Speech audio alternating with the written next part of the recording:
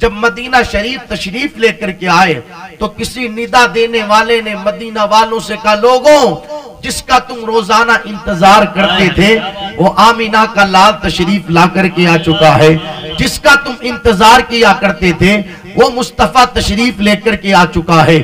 اللہ اکبر، جب میرے آقا مدینہ میں تشریف لے کر کے آئے تو مدینہ شریف کی چھوٹی چھوٹی بچیاں گلیوں میں نکل کر کے آ گئی، ہاتھوں میں دف لے لیا اور میرے مصطفیٰ کی نعت پڑھنے لگی، طلع البدر علینا من ثنیات الوداع وجب الشکر علینا ما دعا للہ داعی۔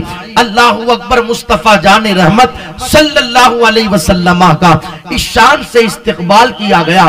میرے آقا صلی اللہ علیہ وسلم مدینہ میں تشریف لے کر کے آئے۔ اب اسی مدینہ منورہ کی سرزمین پر عبداللہ بن سلام نامی ایک شخص جو یہودیوں کے بہت بڑے عالم تھے، ان کو خبر ملی کہ مصطفیٰ جان رحمت صلی اللہ علیہ وسلم تشریف لے کر کے آ چکے ہیں، تو چلو میں حضور کی بارگاہ میں چلتا ہوں اور چل کر کے دیکھوں تو صحیح وہ کہتے کیا ہیں اور وہ ہے کیسے۔ عبداللہ بن سلام کہتے ہیں جب میں مسجد میں تشریف لے کر کے آیا صحابہ کا مجمع لگا تھا اور حضور اپنے غلاموں کے درمیان خطاب فرما رہے تھے۔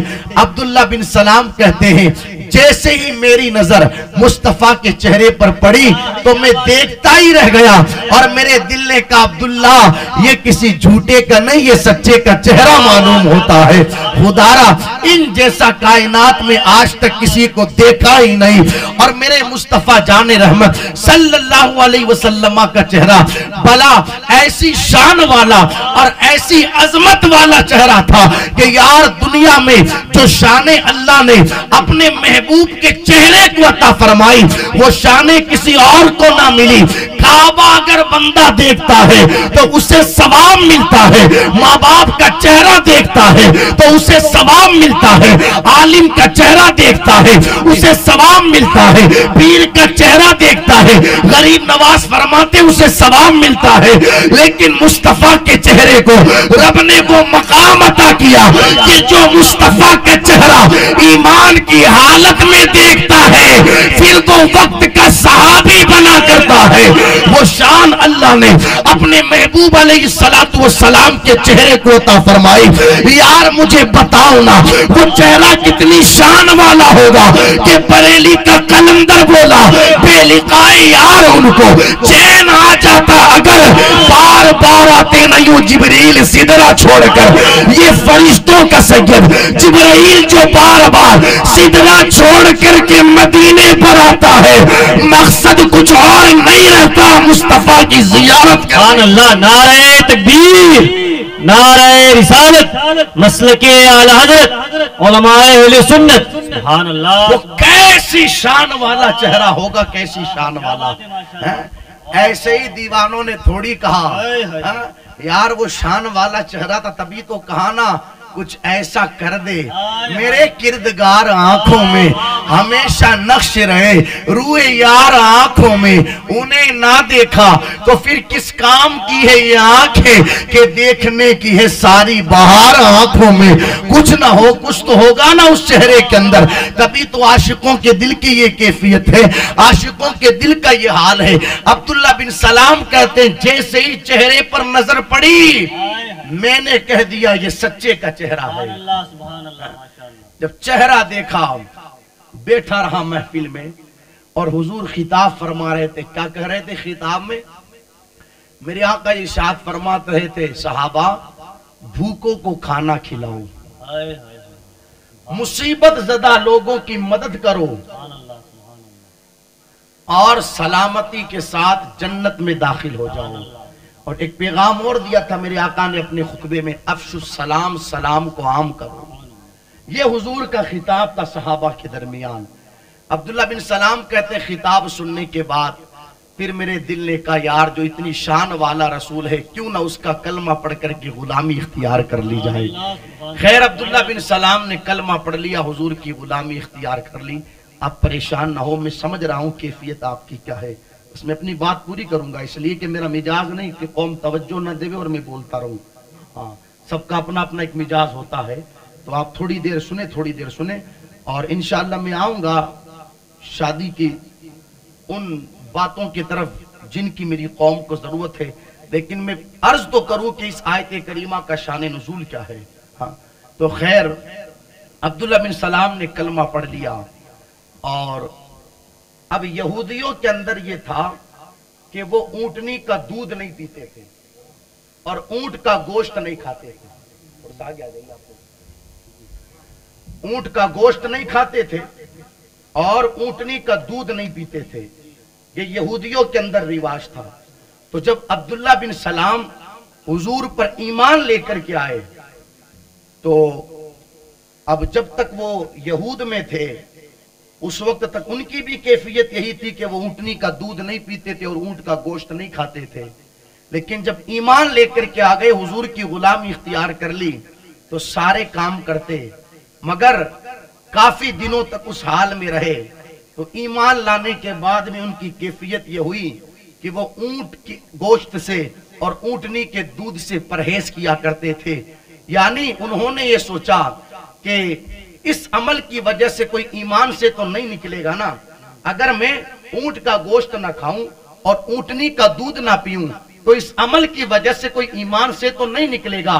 تو خیر، انہوں نے نہ اونٹ کا گوشت کھایا اور نہ اونٹنی کا دودھ پیا، یعنی انہوں نے وہ طریقہ اسلام لانے کے بعد بھی اپنے اندر رکھا کہ جو طریقہ یہود کے اندر پایا جاتا تھا اور سنیچر کے دن کی وہ تعظیم کیا کرتے تھے۔ جب یہ کیفیت ان کی اور ان کے ساتھ ایمان لانے والوں کی ہوئی تو اللہ نے قرآن میں آیت نازل فرما دی، یا ایھا الذین آمنوا ادخلوا فی السلم کافہ، اے ایمان والوں مکمل طور پر اسلام میں داخل ہو جاؤ۔ جب تم نے محبوب کی غلامی اختیار کر لی ہے، محبوب کا کلمہ پڑھ لیا ہے، تو اب یہود کا طریقہ نہیں چلے گا، طریقہ وہی چلے گا جو مصطفیٰ جان رحمت نے عطا فرمایا ہے۔ اب اتنی بات آپ کے سمجھ میں آ گئی، اب آؤ میں بڑی توجہ کے ساتھ عرض کروں۔ یار آپ دیکھیں نا، حضرت عبداللہ بن سلام مصطفیٰ کے صحابی، ایمان لانے کے بعد صرف ایک چیز وہ جو یہود کے اندر ان میں پائی جاتی تھی، ایمان لانے کے بعد بھی اگر ان کی مشابہت اس چیز کے اندر وہ کرتے ہیں تو قرآن میں آیت نازل ہو جاتی ہے، اے ایمان والو مکمل طور پر اسلام میں داخل ہو جاؤ، اب یہودیوں کی مشابہت نہیں چلے گی، اس لیے کہ تم نے کلمہ میرے حبیب کا پڑھ لیا۔ یار اگر گوشت نہ کھانے اور دودھ نہ پینے میں یہودیوں کی مشابہت کی جاتی ہے تو قرآن میں آیت نازل ہوتی ہے۔ اب مجھے بتاؤ نا، جو لوگ شادیوں کے موقع پر حضور کی سنت کو ادا کرتے کے وقت معاذ اللہ غیروں کی مشابہت اختیار کرتے ہیں، یہودیوں کی مشابہت اختیار کرتے ہیں، تو ان کے اس عمل سے اللہ اور اس کا رسول صلی اللہ علیہ وسلم کتنے ناراض ہوتے ہوں گے۔ صرف اتنی سی چیز کہ گوشت نہ کھایا جائے، دودھ نہ پیا جائے تو قرآن میں آیت نازل ہوتی ہے، اور جن لوگوں کی شادیوں کا حال یہ ہے کہ صرف چند چیزوں کو چھوڑ کر پوری شادیاں اللہ اکبر ایسی رسم و رواج پر اوپر قائم ہو چکی ہے کہ جن رسم و رواج کا نہ شریعت سے کوئی تعلق ہے، نہ مصطفیٰ جان رحمت کے فرامین سے کوئی تعلق ہے، بلکہ حال یہ ہے کہ غیروں کا طریقہ ہے، وہ یہود و نصارہ کی دین ہے، وہ جو آج مسلمانوں کی شادیوں کے اندر یہ ساری چیزیں پائی جاتی ہیں۔ آپ مجھے بتاؤ نا، جب بارات لے کر کے لوگ جاتے ہیں تو اس وقت پٹاخوں کی صورت میں جو آتش بازیاں کی جاتی ہیں، یہ کس کا طریقہ ہے؟ شادی سے 10 دن 15 دن پہلے گھروں پر ڈی جے لگا کر اسٹیجوں پر جو جوان بچیوں کو نچوایا جاتا ہے، یہ کس کا طریقہ ہے؟ اللہ اکبر، جب لڑکا یا لڑکی دلہن بن کر کے تیار ہو جاتے ہیں اور گھر کی کوئی ذمہ دار عورت اپنے ہاتھ میں تھالی لے کر کے اس کا آرتیہ کرتی ہے، یہ کس کا طریقہ ہے؟ یار سنت ہم حضور کی ادا کرنے جا رہے ہیں اور طریقہ ہم نے شادیوں پر غیروں کا اپنایا۔ ہونا تو یہ چاہیے کہ جب سنت حضور کی ہے تو طریقہ بھی مصطفیٰ کا ہونا چاہیے۔ بے شک بے شک بے شک، سبحان اللہ۔ کتنی شرم کی بات، کتنی شرم کی بات، مسلمان کے گھر پر شادی اور اسٹیجوں پر ناچا جا رہا ہے۔ میں کہیں اور کی بات نہیں کرتا، اسی شہر کچامن کی کچھ دنوں پہلے یہاں محفل تھی میری، ہاں ہو سکتا ہے آپ میں سے کوئی وہاں حاضر رہا ہو یا نہ رہا ہو۔ ادھر اسٹیج پر تقریر ہو رہی تھی اور سامنے پٹاخے بج رہے تھے۔ شادیوں کے موقع پر، میں کہیں اور کی بات نہیں کرتا، شاید آپ وہاں حاضر تھے، ہاں یہ کیفیت مسلمانوں کی شادیوں کے اندر ڈھول بج رہے ہیں، گانے بج رہے ہیں، جوان جوان بچیاں اسٹیجوں پر ناچ رہی ہے، پٹاخے پھوڑے جا رہے ہیں۔ سچ بتائیے گا یہ طریقہ کس کا ہے؟ کیا مر گئی لوگوں کی غیرت کہ ان کی نگاہوں کے سامنے ان کی گھر کی عورتیں ناچ رہی ہیں، اور 2 روپے جیب میں آ گئے تو جناب ناچنے کے لیے رنڈیوں کو بلواتے ہیں، طوائفوں کو بلواتے ہیں، باضابطہ دلہے کے جوان جوان دوست اسٹیجوں پر ناچتے ہیں، اور بھول جاتے ہیں لوگ کہ جو رب خوشی دینے پر قادر ہے وہ خوشی لینے پر بھی قادر ہے۔ کیا ہم نے نہیں دیکھا جو رب خوشی دینے پر قادر ہے وہ خوشی لینے پر بھی قادر ہے؟ یار کتنی شرم کی بات، خوشی کا موقع ملا ہے، ہونا تو یہ چاہیے کہ سجدے زیادہ ہو، ہونا تو یہ چاہیے کہ رب کا شکر اور زیادہ ہو، مگر لوگ کہتے ہیں کہ شادی کا موقع ہے، شادی کا موقع۔ اب ایک جگہ ہماری محفل تھی تو این نکاح کے وقت ادھر نکاح ہونے والا تھا، دلہے آئے ہوئے بیٹھے تھے اسٹیج پر، اور اس بندے نے جو لڑکی کا باپ تھا، علماء سے اس کا رابطہ تھا، ماشاءاللہ دینی ماحول میں رہنے والا تھا، اس نے اسی وقت مصطفیٰ کا میلاد رکھوایا۔ تو ہم وہاں پہنچے تو ہم کو یہ بتایا گیا کہ حضرت میں نے تو نیک کام کی شروعات کرنے کی کوشش کی، مگر کوئی اور نہیں، اپنے ہی مجھے کہہ رہے ہیں کہ اس ٹائم اس کی کیا ضرورت تھی۔ کیا کہہ رہے ہیں؟ ارے شادی کے ٹائم میلاد کی کیا ضرورت تھی؟ تو پھر ہم سے بھی نہ رہا گیا، اور ہم نے اسی وقت کہا کہ تم کہتے ہو اس کی کیا ضرورت تھی، تو پھر تم بتا دو کہ کس کی ضرورت تھی۔ بھئی اس کی ضرورت نہ تھی تو پھر تم بتا دو کس کی ضرورت تھی۔ کیا اس کی ضرورت تھی کہ جوان جوان لڑکیوں کو اد ننگے کپڑوں کے اندر یہاں اسٹیجوں پر لا کر کے نچوایا جاتا؟ کیا اس کی ضرورت تھی؟ جس وقت اسٹیجوں پر شادیوں کے موقع پر جوان جوان لڑکیاں دلہوں سے مستیاں کرتی ہے، اس وقت کوئی بے غیرت یہ کیوں نہیں کہتا ہے کہ اس کی کیا ضرورت تھی؟ جس وقت مصطفیٰ کے دین کی اسٹیجوں پر مخالفت ہوتی ہے شادی کے موقع پر، اس وقت کوئی یہ کیوں نہیں کہتا ہے کہ اس کی کیا ضرورت تھی؟ حضور کا میلاد ہو رہا ہے اور ہم کہتے ہیں اس کی کیا ضرورت تھی؟ مگر میں کہوں گا تو کہتا ہے کہ شادی کے موقع پر مصطفیٰ کے میلاد کی کیا ضرورت تھی؟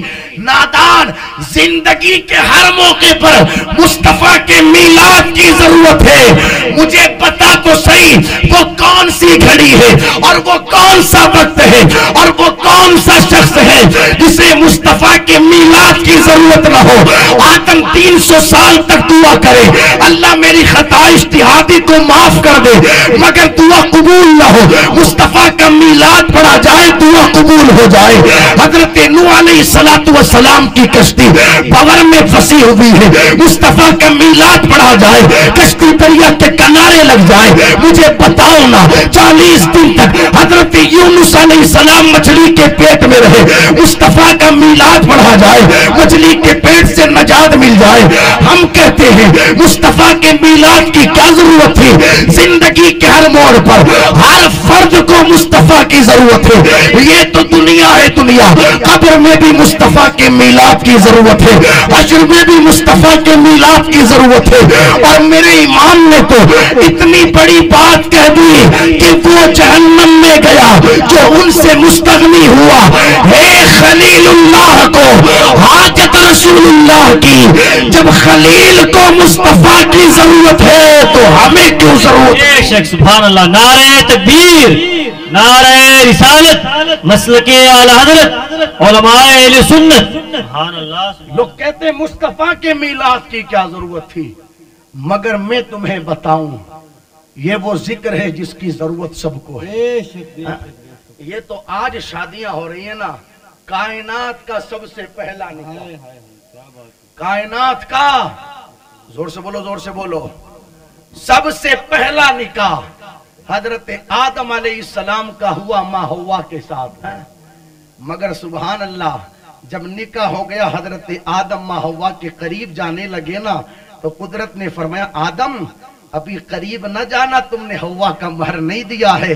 अर्ज करते हैं मौला जन्नत तेरी है, महर में हव्वा को क्या पेश किया जाए? कुदरत ने फरमाया आदम, जब हमने तुम्हें पैदा किया था तो तुमने अर्श के पायों के नीचे एक नाम लिखा देखा था, ला इलाहा इल्लल्लाह मुहम्मदुर रसूलुल्लाह। हमने तुम्हें जन्नत में दाखिल किया, तुमने जन्नत के दरवाजों पर देखा ला इलाहा इल्लल्लाह मुहम्मदुर रसूलुल्लाह। जन्नत के दरख्तों के पत्तों पर देखा ला इलाहा इल्लल्लाह मुहम्मदुर रसूलुल्लाह। हूरों की पेशानी पर देखा ला इलाहा इल्लल्लाह मुहम्मदुर रसूलुल्लाह। गिलमान की जबीन पर देखा ला इलाहा इल्लल्लाह मुहम्मदुर रसूलुल्लाह। फरिश्तों के परों पर देखा ला इलाहा इल्लल्लाह मुहम्मदुर रसूलुल्लाह। फिर आदम तुमने हमसे सवाल किया, मौला ये कौन है जिसके नाम को तूने अपने नाम के साथ मिला रखा है?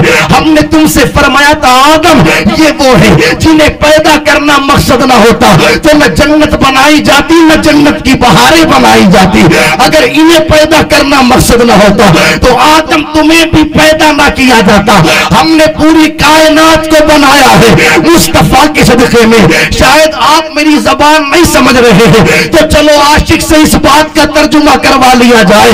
मेरे इमाम ने कहा होते कहां खलीलो बिना काबा ओ मिना, लौलाक वाले साहिबी सब तेरे दर की है। उनके तुफैल हज भी खुदा ने करा दिए, असली मुराद हाजरी उस पाक दर की है। अल्लाह अकबर। रब ने फरमाया आदम जिनके सदक़े में पूरी कायनात को हमने वजूद अता किया, तुम पूछते हो कि महर में क्या दिया जाए, तो उसी महबूब पर 10 मरतबा दुरूद पढ़ लो, यही हव्वा का महर हो जाएगा।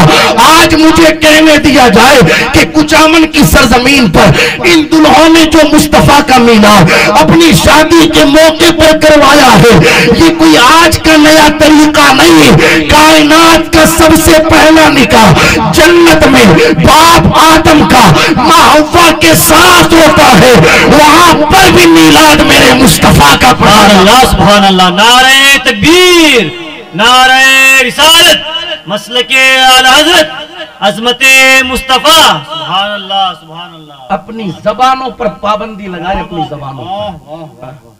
कितने अफसोस की बात, हम ये कह रहे हैं कि हुजूर के मिलाद की क्या, तो आप बता दो फिर किसकी जरूरत है? आप बता दो कि किसकी जरूरत है? अपनी जहनीयत को बदले और वो सारे खुराफात, वो सारी बेगैरतियां बेहयाइयां अपने मुआशरे से खत्म करे जिनका शरीयत से कोई ताल्लुक नहीं। यार जितना समझाया ज्यादा जा रहा है उतनी बेगैरतियां ज्यादा बढ़ रही है। पता नहीं इन माँ बहनों को क्या हो गया, ये कहती है कि हम किसी से पीछे नहीं और मर्द कहते हैं हम किसी से पीछे नहीं। अभी एक शादी हुई तो दुल्हे के पास हालत ये थी कि घर में आटा लाने कोई पैसा नहीं, तो उसके बेशरम और बेगैरत दोस्त आए उसके पास और आकर के कहने लगे तेरे पास पैसा नहीं तो क्या हुआ, जितना तुझसे बन सकता है उतना तू कर, 500 रुपया हम मिला करके तुझे देते हैं और डीजे भी लेकर क्या नाचने वालों को भी बुला।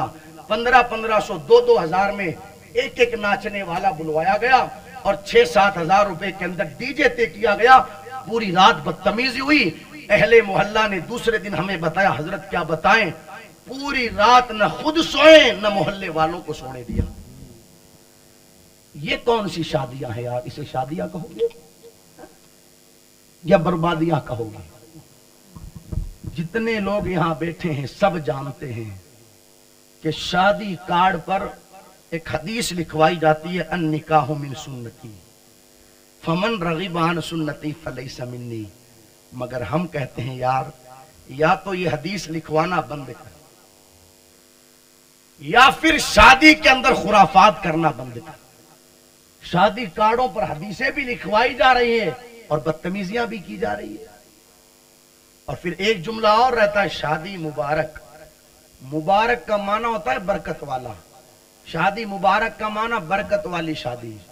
तुम कह रहे हो बरकत वाली शादी, इमाम साहब कह रहे हैं बरकत वाली शादी, मैं कह रहा हूं बरकत वाली शादी, सब कह रहे हैं बरकत वाली शादी। मगर आप ईमानदारी से मुझे बताना, जिस शादी में 10-10 दिन तक डीजे बजे हों क्या वो शादी बरकत वाली होगी? जिस शादी में औरतों के सरों से रुपट्टे ही उतर गए हों, क्या वो शादी बरकत वाली होगी?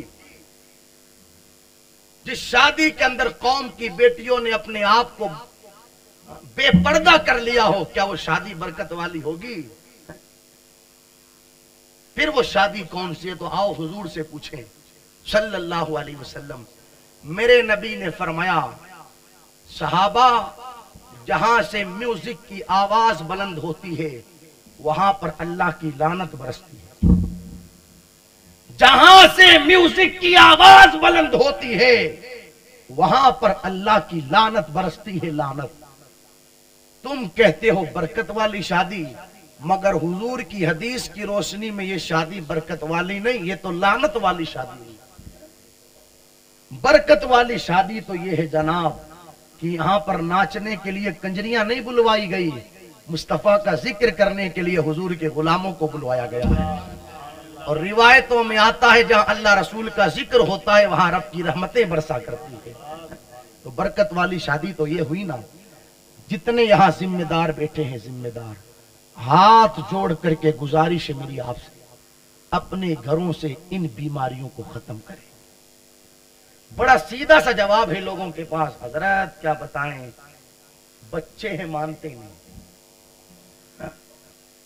तेरी बच्चे नहीं मानते तो फिर तेरी मानता कौन? तू 50 साल का, 55 साल का, 60 साल का और तेरी बच्चे नहीं मानते? हजरत क्या बताएं, औरतें ही मानती नहीं है, न तेरी बच्चे मानते हैं और न तेरी औरतें मानती है, तो फिर पीछे बचा कौन? सिर्फ इमाम साहब ही मानते हैं। अल्लाह खैर फरमाए। ये सब बहाने बहाने, सब बेवकूफी वाली बातें। ये बच्चे नहीं मानते, औरतें नहीं मानते, क्या नहीं मानते? जब अपनी बात आती है तो सब मनवा लेते हो। हा? कैसे नहीं मानते यार? अपनी बात आई तो सब मनवा लिया, और शरीयत की बात आई तो ये कह करके टाल दिया कि बच्चे नहीं मानते और औरतें नहीं मानती। ये सिर्फ और सिर्फ बहाने हैं, बहाने। कयामत में ये उज़्र नहीं चलेगा कि बच्चे नहीं मानते थे और औरतें नहीं मानती थी, और सारी बातें तो मान लेते थे तेरी। ये कयामत में उज़्र नहीं चलेगा। जिम्मेदारों से मेरी गुजारिश है, जिम्मेदारों से मेरी गुजारिश, इस हवाले से सुधार पैदा करे, सुधार। इसी तरीके से मेरी मां बहनें भी बैठी हैं, मैं उनसे भी गुजारिश करूं। औरतों का ये कहना है कि शादी का मौका है, हम जो चाहें वो करें, जैसे चाहें वैसे रहे, जो चाहें वो पहने, हमें कोई कुछ ना कहे। अगर किसी बहन के सर से रुपट्टा उतरा हुआ हो ना, और कोई घर का फर्द कह दे बहन सर पर रुपट्टा तो रख ले, तो जवाब मिलता है आप भी है। शादी का मौका है, दिखता नहीं आपको? तो क्या शादी का मौका, इसका मतलब क्या हुआ? कपड़े उतार दिए जाए? हम भी समझ रहे हैं शादी का मौका है, तो शादी का मौका है तो क्या हुआ इसका मतलब? क्या हुजूर की शरीयत को पीठ के पीछे डाल दिया जाएगा? क्या अल्लाह रसूल को नाराज करके अपने बच्चों की शादियां की जाएगी? क्या मुस्तफा के कलेजे को तकलीफ पहुंचा करके शादियां की जाएगी? लोग कहते हैं शादी का मौका, और मुझे रोना आता है इस वक्त कौम की बेटियां ये जुमले कहती हैं कि शादी का मौका है। यार हमसे तो खुशियों के अंदर रुपट्टे नहीं संभाले गए, खुशियों के अंदर, खुशियों में रुपट्टे नहीं संभाले गए। खुशियों में वो कैसी औरतें थी, वो कैसी औरतें थी कि एक हबशिया खातून मेरे आका सल्लल्लाहु अलैहि वसल्लम की बारगाह में हाजिर हुई और कहने लगी, या रसूल अल्लाह अलैहिस्सलातु वस्सलाम, मुझे मिर्गी का दौरा पड़ता है, मिर्गी का दौरा। आका आप मेरे लिए दुआ कर देना ताकि अल्लाह मुझे शिफा दे दे। मेरे नबी ने फरमाया, सब्र कर लो, सब्र, सब्र कर लोगी तो अल्लाह तुम्हें सब्र का बदला जन्नत अता फरमाएगा। हम और आप समझ सकते हैं कि जब किसी को मिर्गी का दौरा पड़ता है तो हालत क्या होती है। न कपड़ों का पता रहता है, न जिस्म का पता रहता है, कुछ पता नहीं रहता उस बीमार को जैसे मिर्गी का दौरा पड़ता है। तो मेरे नबी ने फरमाया, सब्र कर लो, सब्र, अल्लाह जन्नत देगा। लेकिन अल्लाह अकबर, उस खातून ने क्या अर्जी लगाई, कहती है आका सब्र कर लूंगी, मगर आप इतनी दुआ जरूर कर दे کہ جب مجھے مرگی کا دورہ پڑے تو میرے سر سے روپٹا نہ اترے. اب اتنی دعا ضرور کر دے کہ جب مجھے مرگی کا دورہ پڑے تو میرے سر سے روپٹا نہ اترے. یار وہ کیسی عورتیں تھی, بیماری جائے یا نہ جائے اس کی کوئی پرواہ نہیں, مگر کسی حالت میں مصطفیٰ کی شریعت کا دامن ہاتھ سے نہ جائے اس کی پرواہ تھی انہیں. اب حضور دعا کرے, اللہ اکبر. میرے امام کہتے ہیں اجابت کا جوڑا عنایت کا صحرا, دلہن بن کے نکلی دعائے محمد, اور اجابت نے جھک کر گلے سے لگایا بڑی ناز سے جب دعائے محمد. ادھر حضور نے دعا فرمائی, اللہ نے اپنی بارگاہ میں قبول فرما لیا. تاریخ بتاتی ہے اس کے بعد اس خاتون کو جب مرگی کے دورے پڑتے تھے نا تو سر سے روپٹا نہیں اترتا تھا. اس روایت کے ذریعے میں بتانا یہ چاہتا ہوں, ہم سے تو شادیوں کے موقعوں پر بھی روپٹے نہ سنبھالے گئے. وہ کیسی عورتیں تھی جو بیماریوں میں بھی اس بات کی فکر کرتی تھی کہ سروں سے روپٹے نہ اترے. اور آج معاف کیجئے گا بڑی معذرت کے ساتھ, روپٹے نہ رہے, روپٹوں کے نام پر دھبا ہے دھبا. سب سمجھدار یہاں بیٹھے ہیں, سمجھدار, عقل والے, سمجھ والے, سوچ والے, سوجھ بوجھ والے, ایمانداری سے بتائیے گا اسے روپٹا کہو گے جسے قوم کی بیٹی آج اوڑھ رہی ہے؟ یہ جالیاں چلی جالیاں جسے اوڑھنے کے بعد پورے سر کے بال نظر آ رہے ہیں, اگر چہرے پر ڈالا جائے تو پورا چہرہ نظر آ رہا ہے. اسے روپٹا کہو گے یا مچھردانی کہو گے؟ کیا کہو گے؟ جو کیفیت مچھردانی کی رہتی ہے نا وہی کیفیت ان کی ہے. معاذ اللہ صدبار معاذ اللہ. اور اب تو حالت یہ ہے کہ روپٹے آنا ہی بند ہو گئے کپڑوں کے ساتھ. کچھ ایسے بھی کپڑے آئے کہ جن کے ساتھ روپٹے آنا ہی بند ہو گئے. اور لے کر کے کتنے میں آئی قوم کی بیٹی؟ سوٹ کو تو جواب ملتا ہے 5,000 میں, 7,000 میں, 3,000 میں, مگر حالت یہ ہے کہ 3,000 خرچ کرنے کے بعد بھی اپنی آبرو کو سلامت نہ رکھ سکی, 5,000 خرچ کرنے کے بعد بھی اپنے آپ کو پردے میں نہ رکھ سکی, اپنی حیا کا تحفظ نہ کر سکی. میں تو اکثر کہتا ہوں ہمیں ان 5,000, 7,000, 3,000 کے سوٹوں کی ضرورت نہیں کہ جن کو پہننے کے بعد بھی عزت سلامت نہیں. ہمیں تو سیدہ زہرا کی ان 2 چادروں کی ضرورت ہے کہ جن چادروں میں بظاہر 17 پیبند نظر آتے تھے مگر شان یہ تھی کہ جن کا آنچل نہ دیکھا ماں مہر نے اس ردائے نزاہت پہ لاکھوں سلام.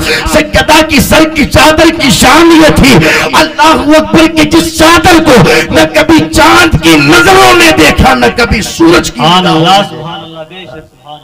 یہ شان تھی سیدہ زہرا کے پردے کی. اس لیے ہماری ذمہ داری اس حوالے سے بھی بنتی ہے, شادی کا موقع ہے آپ خوشی منائیں. خوشی منانے کا حکم اللہ کا قرآن دیتا ہے, خوشی منانے کا حکم مصطفیٰ کی شریعت دیتی ہے. مگر یار خوشی کا مطلب یہ تو نہ ہوا نا کہ ہم اسلام کو پیٹ کے پیچھے ڈال دے. سنیں اللہ کا قرآن, سنیں اللہ کا قرآن. میرا رب فرماتا ہے وَمَنْ أَعْرَضَ عَنْ ذِكْرِي فَإِنَّ لَهُ مَعِيشَةً ضَنْكًا. جو ہمارے قانون کو پیٹ کے پیچھے ڈال دے گا ہم اس کی زندگی تنگ کر دیں گے. زندگی وَنَحْشُرُهُ يَوْمَ الْقِيَامَةِ أَعْمَىٰ. اور قیامت کے دن جب اس بدبخت کو قبر سے اٹھائیں گے تو اس حال میں اٹھائیں گے کہ اس کی آنکھیں چھین لیں گے. آنکھیں, یہ اس بدبخت کی سزا ہے جو مصطفیٰ کے قانون کو, رب کے قانون کو پیٹ کے پیچھے ڈال کر کے زندگی گزارتا ہے. اس لیے خدا را ہرگز ایسا نہ کرے. ایک سوال پوچھوں میں آپ لوگوں سے, ارے بولو نا یار. ہاں, جو وقت میرا ہے وہ تو مجھے پورا کرنا ہی ہے, چاہے آپ بولو چاہے نہ بولو. ہاں, لیکن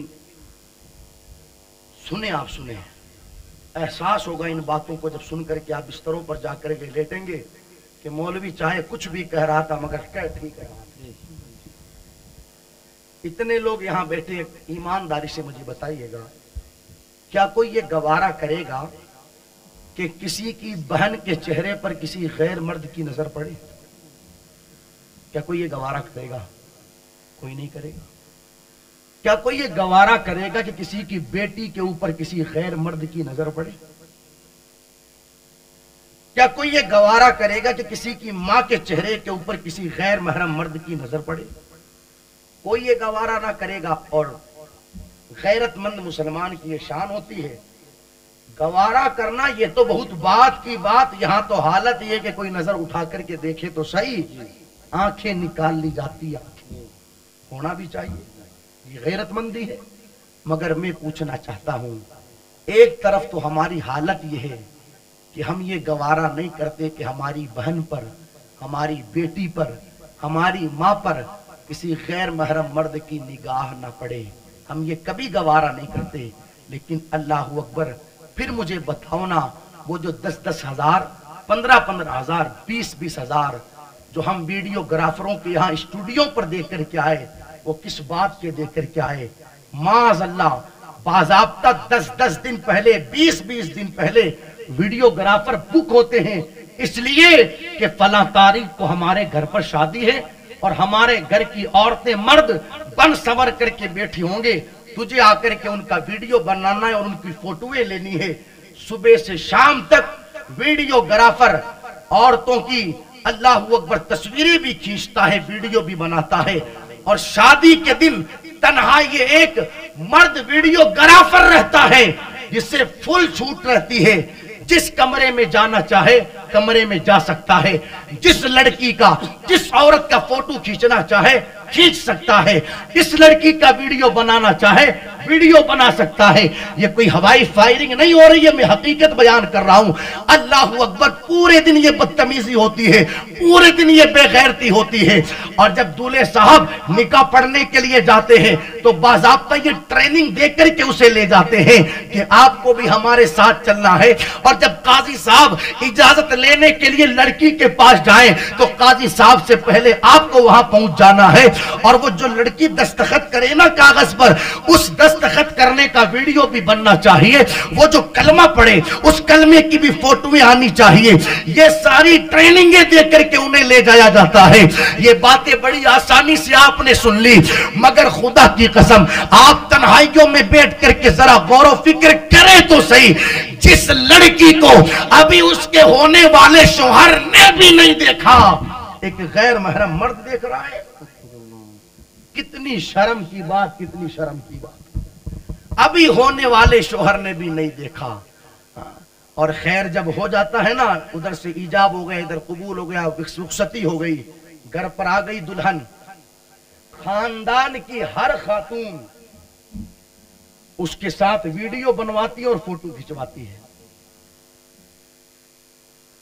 اور باضابطہ یہ حکم دیا جاتا ہے بچیوں سے، بیٹی اپنے چہرے سے گھونگھٹ ہٹا دے، سر سے چادر اتار دے، اس لیے کہ ویڈیو گرافر تیری تصویریں لینے آیا ہے۔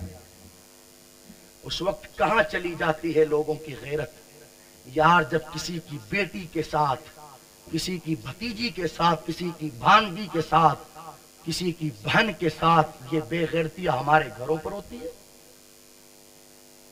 میں زیادہ اندر نہیں جانا چاہوں گا، مجھ سے بہتر آپ جانتے ہو کہ کس کس چیز کا فوٹو کھینچتا ہے اور کس کس چیز کا ویڈیو بنتا ہے۔ وہ جو کاندھے تک مہندی لگا کر کے آتی ہے نا، اس کا بھی ویڈیو بنتا ہے۔ وہ جو گلے میں ہار پہن کر کے آتی ہے نا، اس کے بھی فوٹو لیے جاتے ہیں۔ وہ جو کپڑے پہن کر کے آئی ہے نا، 3000 5000 10,000 کے سوٹ، ان کا بھی ویڈیو بنتا ہے۔ مگر لوگ کیوں بھول جاتے ہیں کہ صرف مہندی کی تصویر نہیں آئی، اس کے ننگے ہاتھ کی تصویر بھی آئی ہے۔ صرف زیورات کا فوٹو نہیں آیا، اس کے ننگے سینے کا بھی فوٹو آیا ہے۔ یہ کیوں بھول جاتے ہیں ہم یار؟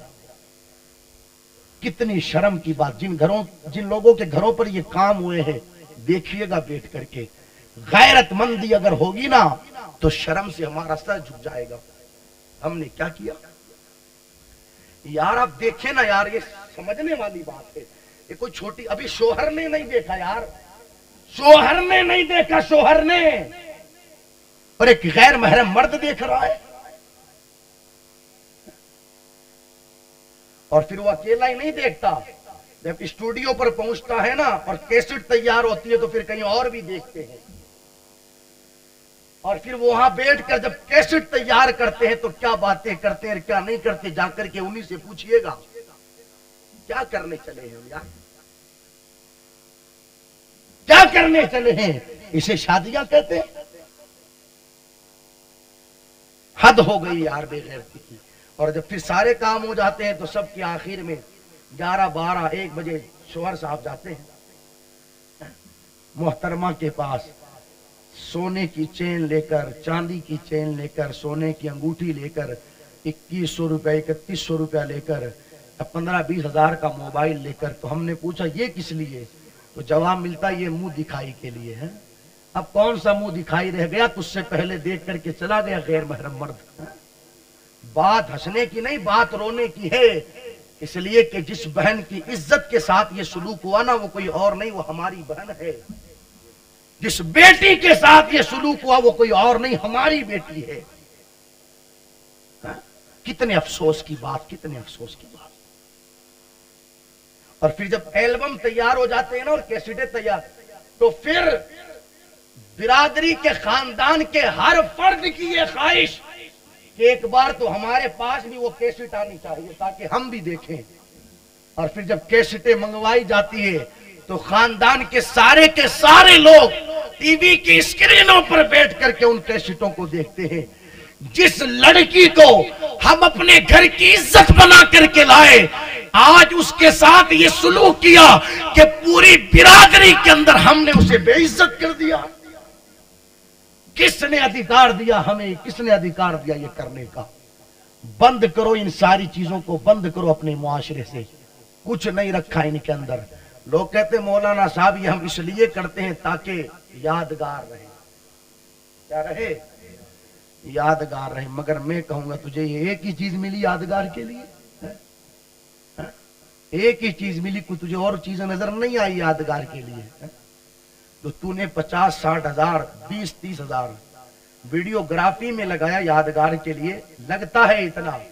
میں ایک جگہ تقریر کر رہا تھا تو میں نے بولا 15,000 20,000، تو پیچھے سے آواز آئی حضرت جب سے یہ ڈرون کیمرے کرین والے کیمرے چلے تب سے 1-1 لاکھ 1.25 لاکھ روپیہ لگتا ہے ویڈیوگرافی میں۔ تو یادگار کے لیے 1.25 لاکھ روپیہ تو نے جو عزتوں کو بے عزت کرنے کے لیے لگایا، کسی سمیلن میں اس 1.25 لاکھ روپے میں کئی بچیوں کی شادیاں ہو جاتی ہیں۔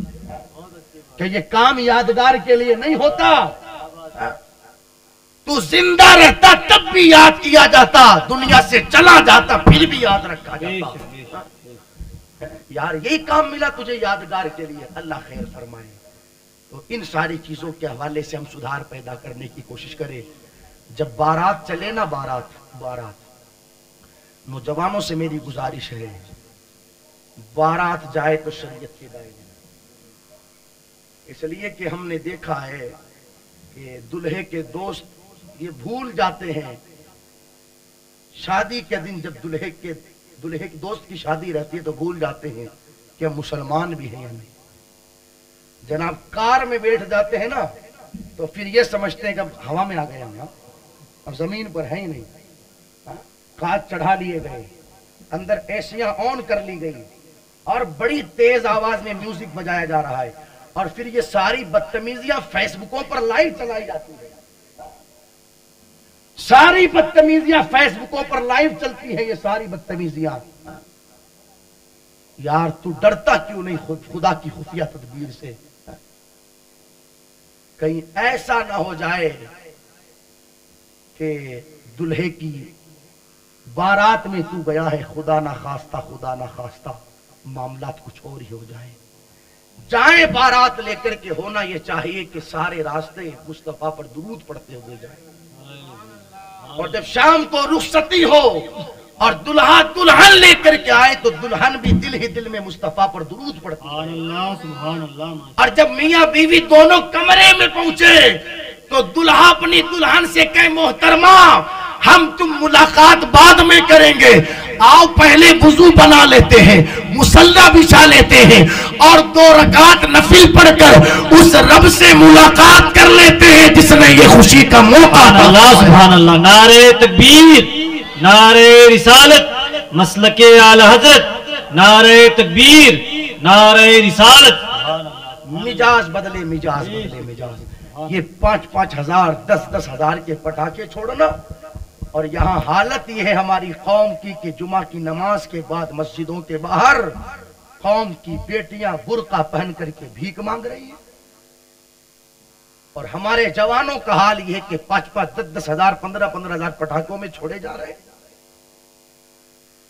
اگر تیرے پاس 2 روپیہ ہے، اس کا صحیح استعمال کر، صحیح استعمال کر. یار ایک طرف قوم کی بیٹی سنگلروں پر کھڑی ہو کر کے بھیک مانگ رہی ہے، بس اسٹینڈ پر ریلوے اسٹیشن پر معاذ اللہ برقعے پہن کر کے قوم کی بیٹی بھیک مانگ رہی ہے. غربت کی وجہ سے عزتیں تک داؤ پر لگ رہی ہے، اور دوسری طرف تیرا حال یہ ہے کہ پٹاخے چھوڑنے میں تو 10-10 ہزار روپے اڑا رہا ہے، حالانکہ یہ کام ہمارا ہے ہی نہیں. معاذ اللہ، یہ ایسا کام ہے جس کا مصطفیٰ کی شریعت سے کوئی تعلق ہی نہیں. یہ سارے کام کر رہے ہیں. اب آپ ایمانداری سے جواب دیجئے گا مجھے، جس شادی کی ابتدا ہی میں رب رسول کو ناراض کر دیا گیا، کیا وہ شادی کامیاب ہو سکتی ہے؟ چند ہی دنوں کے اندر ان شادیوں کے ریزلٹ بھی آ جاتے ہیں. پھر ماں باپ آتے، امام صاحب بہو جا کر کے بیٹھ گئی مائی کے، 3 مہینے ہو گئے آئی نہیں رہی. ہم نے تو خوب پیسہ خرچ کیا تھا، خوب پیسہ خرچ کر دیا تھا، مگر میاں بیوی میں بن ہی نہیں رہی. تو ہم نے کہا نادان، اب تو ان میں بننے کی بات کرتا ہے. جب ان کا نکاح کیا تھا کیا تو نے اس وقت رب رسول سے بنا کر کے رکھی تھی؟ جو آج ان میں بننے کی بات کرتا ہے، جو لوگ بچوں کی شادیوں کے موقع پر اپنا معاملہ رب رسول سے بنا کر کے رکھتے ہیں، پھر دنیا کی نگاہوں نے دیکھا وقت گزرتا رہتا ہے، اللہ محبتیں پیدا فرما دیتا ہے. مگر جن شادیوں میں اللہ رسول کو ناراض کر دیا جاتا ہے، پھر چند ہی دنوں میں ان شادیوں کے نتیجے بھی آ جاتے ہیں. اس لیے خبردار، ایسا کام ہرگز نہ کیا جائے. اور ایک چیز اور عرض کروں میں، کچھ لوگوں کا مزاج دیکھیں، رشتہ دار بھی راضی رہے اور امام صاحب بھی راضی رہے. تو ایسا کرو کہ ایک دن میلاد کروا لو اور ایک دن ناچ کود کروا لو، تاکہ رشتہ دار بھی راضی ہو جائیں گے اور امام صاحب بھی. بھیا امام صاحب کو راضی تھوڑی کرنا ہے یار، یہاں تو رب رسول کو راضی کرنا ہے. جن لوگوں کی یہ حالات رہتے ہیں نا، تو میں ایک جملہ کہا کرتا ہوں، یعنی ایک دن گوبر کھا لو اور ایک دن حلوہ کھا لو. سمجھ آ رہی میری بات؟ یہ ناچ کود کیا ہے؟ گوبر ہی ہے اور کیا ہے؟ کتنے افسوس کی بات. یہ پھر میلاد کروانا نہ ہوا، یہ تو اللہ رسول کے ساتھ مذاق کرنا ہوا. اسے میلاد کروانا کہو گے کہ ایک دن تم بدتمیزیاں کروا رہے ہو اور دوسرے دن صرف دنیا کو دکھانے کے لیے میلاد کروا رہے ہو. کئی جگہوں پر ایسے حالات ہوئے، اور اللہ خیر فرمائے، شادی سے 2 دن پہلے جس اسٹیج پر مصطفیٰ کا میلاد کرواتے ہیں لوگ، پھر 1 دن پہلے شادی سے اسی اسٹیج پر ناچ کود کرواتے ہیں. یہ مذاق نہیں ہے تو پھر اور کیا اللہ رسول کے ساتھ. اور جو قوم رب رسول کے ساتھ مذاق کرتی ہے نا، پھر وہ زمین پر رہ نہیں پاتی ہے. اس لیے اپنا مزاج بدلے. شادیوں کے اندر حضور کی بڑی پاکیزہ سنت کا نام نکاح ہے، بڑی پاکیزہ سنت کا نام. وہ عظیم سنت ہے، وہ عظیم سنت. میرے نبی نے فرمایا نکاح میری بھی سنت ہے اور مجھ سے پہلے نبیوں کی بھی سنت ہے. اس عظیم سنت کا نام نکاح کرنا ہے. میرے آقا ارشاد فرماتے ہیں جو بندہ نکاح کر لیتا ہے وہ اپنا آدھا دین محفوظ کر لیتا ہے. جو بندہ نکاح کر لیتا ہے وہ اپنے آدھے ایمان کی حفاظت کر لیتا ہے. نکاح اس عظیم سنت کا نام. میرے نبی نے فرمایا جو نکاح کر لیتا ہے تو پھر وہ شیطان کے مکر و فریب سے اپنے آپ کو بچا لیا کرتا ہے. اس عظیم سنت کا نام نکاح کرنا ہے. تو یار اس عظیم سنت کے اوپر ہماری ذمہ داری بنتی ہے ادا کرنے کے حوالے سے طریقہ بھی مصطفیٰ کا اپنایا جائے. کہنے کے لیے باتیں کئی ساری ہے، مگر مجھے کیفیت بتا رہی ہے آپ لوگوں کی کہ اب بات کو یہیں پر ختم کر دینا چاہیے. اللہ تعالیٰ کی بارگاہ میں دعا ہے پروردگار عالم ہم سب کو کہنے سننے سے زیادہ عمل کی توفیق عطا فرمائیں. اور اگر میرے بیان میں کسی طرح کی غلطی ہو گئی ہو، مولا کریم اپنی رحمت کاملہ سے معاف فرمائیں. کلمہ